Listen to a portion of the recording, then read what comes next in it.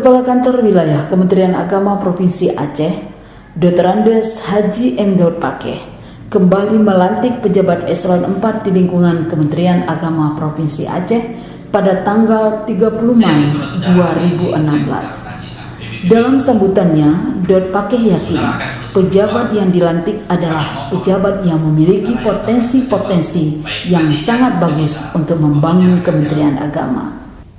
Nampakkan kepada saudara yang nanti pansil ini akan menilai terus, akan melihat terus pertemuan saudara yang suatu saat kami berharap yang kami sampaikan tadi, siapa yang akan muncul kalau bukan saudara-saudara. Inilah Bapak Ibu sekalian, harapan kami jangan menganggap ini pada waktu ada sesuatu di balik itu. Saya tidak punya niat yang lain selain yang kita lakukan untuk memperbaiki luar. Dan saya tidak melihat dari mana. Saya tidak melihat dari mana. Kalau saya melihat dari mana, berarti dari video-video soal sini, orang kampung saya. Yang saya lihat hari ini adalah potensi Kementerian Agama. Yang saya lihat potensi Kementerian Agama, yaitu tugas saya.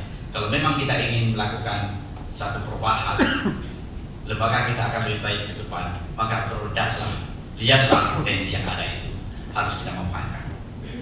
Dan saudara-saudara, dengan terjadi rotasi ini, walaupun masih ada satu tempat cuma pindah kamar, kami berharap kita pelantikan yang diadakan di Aula Kantor Wilayah Kementerian Agama Provinsi Aceh itu dihadiri oleh para pejabat dan karyawan-karyawati pada instansi tersebut.